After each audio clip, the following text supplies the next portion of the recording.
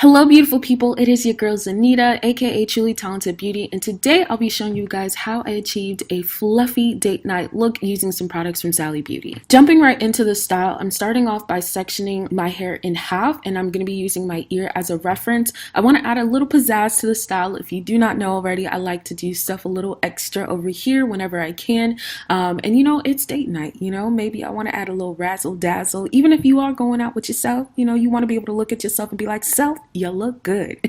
So once I've gone ahead and created the section, this is what the section should look like. One really big section in the back and a little section in the front just for a little accent. We're going to go ahead and start on the front section first, and I'm going to go ahead and split my hair off in half.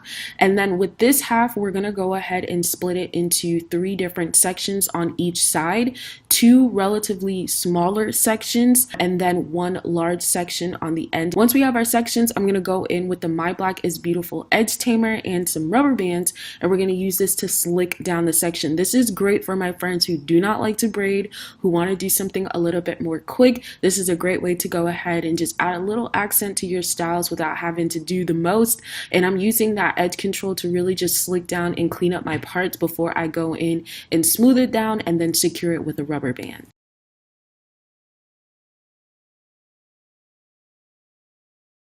Now that our big section is slicked down, it's time to move to our smaller ones. I'm going back in with that My Black is Beautiful edge tamer, and I'm going to use that to slick up the sides and the front. And I'm also just going to take out a little bit of hair in the front for a little accent later on. And then I'm going to flat twist the section. You can also braid this section, but I wanted to keep it relatively easy, especially, for, date night, keep it relaxed.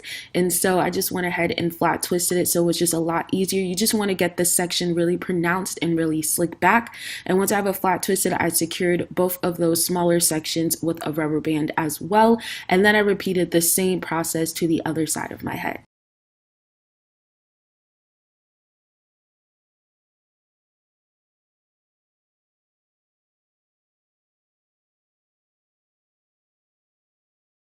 Once the front of my hair is all twisted up, I end up with a total of 6 sections, 2 slick ones and 4 twisted ones in the middle. Now it's time to bring it to the next level. I'm going to be using the interchangeable clipless curl wand trio by Ion, and this is what the original curl iron comes out with. It comes with 2 extra barrels. To change the different barrels, I highly recommend you recruit your thighs or at least have the curling wand straight up. It's a lot easier to remove the heads when you pull straight up.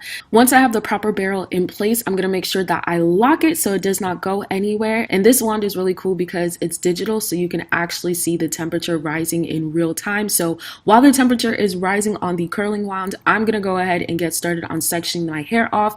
So I'm working in relatively smaller sections, especially because I do have texture hair and it's relatively thick. And so once I've made my first row, I'm going to go in and spray my heat protectant. For my heat protectant today, I'm using the Gabrielle Union Flawless Shine Enhancing Heat Protectant Spray, and I'm just spraying that all over the hair, especially on the ends, to make sure that my hair is nice and protected and to get a nice little shine when it comes to these curls. Now this heat protectant is water-based, so I would recommend spraying this a little bit ahead of time so that it can dry before you go ahead and put your hair on heat. Once the curling wand is heated up, I put it to a temperature of around 356. I'm starting low, and then if I need to actually go a little bit higher, I will, but we don't really need to use such a super high temperature. I'm going in and using my rat tail comb to make sure that my hair is nice and smooth before I wrap it around the barrel. Now this one I want to use as an example because I thought the section that I chose was relatively small, but not according to that barrel, because once I took it off, it was a little bit more of a wave versus the curl that I was going for. So if you choose sections that are relatively thick, you're not going to get as tight of a curl. So I had to go in and do a little smaller sections. I had to be reminded of how thick my hair was, and then I went ahead and wrapped it around the barrel, and I'm wrapping it around 3 to 4 times depending on the length of each section, and I'm keeping it on for about 20 seconds. On the box it does recommend how long to keep your hair on the wand for hair that's harder to curl, which is more likely my hair, it recommends that you keep it on for at least 20 seconds, which is why I went in with the lower heat setting instead of the higher heat setting to prevent any damage on my hair. Once I've actually got the curl down, I like to make sure I try to catch it, but as you can see, it looks super cute, super spirally, and I'm going to actually push that curl and bobby pin it to the rest of my head to let it go ahead and cool down in the meantime while I work on the other curls. And this just assures that the curl doesn't like immediately puff back up. So I like to make sure I wrap the hair and then I try to catch it before it falls.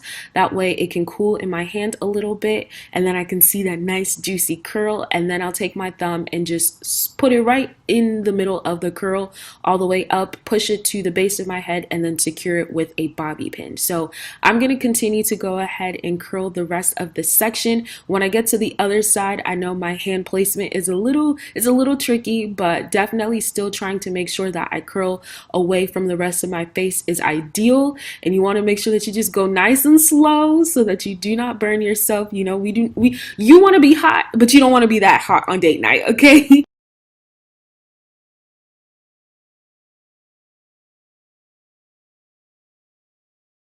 Once all the curls from the first row have cooled, this is where I'll go in and I'll remove those bobby pins just so I can also move on to the next section and see how those curls have set.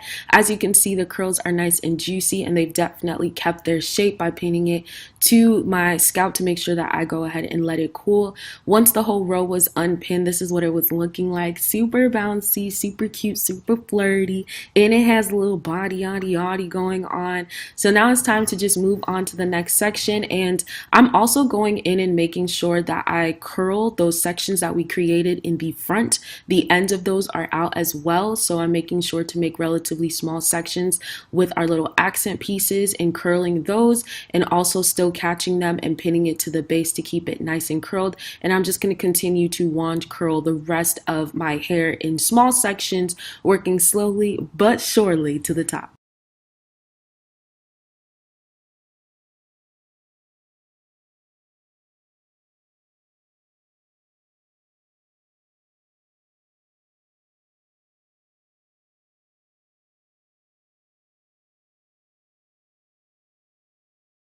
So once I finished curling up my hair completely, this is what we look like. A little crazy, but I'm just letting the curls on top fully set before I go ahead and fluff. And once I've added my accessories and fluff things up, this is what my hair looks like. Super fluffy, super furry, super cute. I hope that you guys enjoyed this tutorial. If you want to see more looks from me, do not forget to subscribe to this channel, and I will see you all in the next video. Bye, loves!